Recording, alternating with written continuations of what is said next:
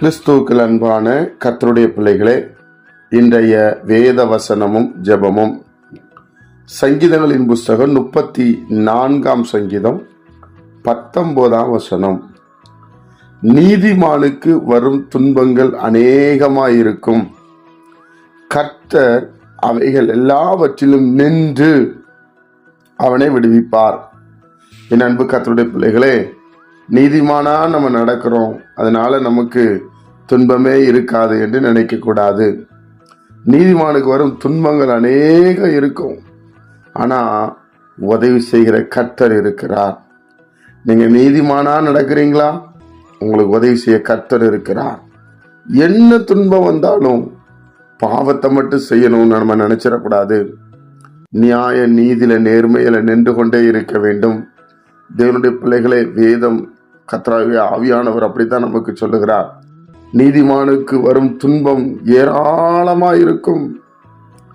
ஐயோ, நியாயமா இருக்கிறேனே, உண்மையா இருக்கிறேனே, நீதியா இருக்கிறேனே, யாரிடத்திலையும் பரிதானம் வாங்கலையே, யாருடைய சொத்தையும் நான் ஏமாற்றலையே என்று சொல்லி நிறைய காரியங்களை சொல்வது நாம் வழக்கம்.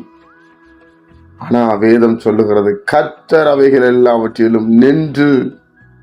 நீதிமானுக்கு ஒரு பிரச்சனை என்றால் கர்த்தர் நின்று விடுவார். நின்று அவனை விடுதலையாக்க அவர் உண்மையிலவராயிருக்கிறார். நீங்க நீதிமானா இருக்கிறீங்களா? காரணம் இல்லாம உங்க மேல குற்றம் சுமத்துறாங்களா? காரணம் இல்லாம உங்களை பகைக்கிறாங்களா? உங்களை நேசிக்க யாருமே இல்லைன்னு கவலைப்படுறீங்களா? நான் இவ்வளோ கஷ்டப்படுறேன், என்னால் ஒரு சொந்த வீடு வாங்க முடியல, என்னால் இப்படி பண்ண முடியல என்று சொல்லி கவலைப்படுறீங்களா? கவலைப்படாதீங்க, உங்களை விடுதலையாக்க ஆண்டவர் இருக்கிறார். கர்த்தரை மாத்திரம் சார்ந்து கொள்ளுங்க. கர்த்தர் தான் விடுதலையாக்க வேண்டும். கர்த்தருடைய ஆவி எங்கே உண்டோ அங்கே விடுதலை உண்டு. கர்த்தருடைய ஆவி எங்க இருக்குதோ அங்கே நீங்க போகும்போது விடுதலை வந்துடும். கர்த்தருடைய ஆவியானவரை நீங்க விசுவாசிக்கணும். தேவனுடைய பிள்ளைகளே, அவர் விடுதலையின் ஆவியானவர்.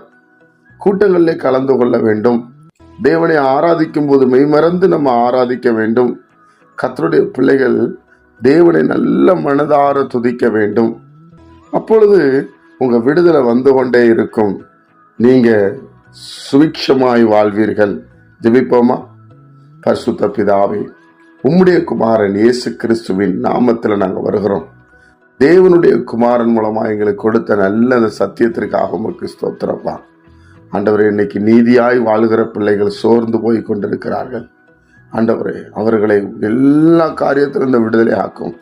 கர்த்தருடைய வல்லமை இப்பொழுது இறங்கட்டும். கேட்கிற பிள்ளைகள் மேலே சமாதானம் உண்டாகட்டும். இந்த நாள் ஜெபத்தோடு தொடங்கட்டும். தேவன் நாமம் மகிமைப்படட்டும். இயேசு கிறிஸ்துவின் மூலம் ஜெபிக்கிற நல்ல பிதாவே, ஆமென்.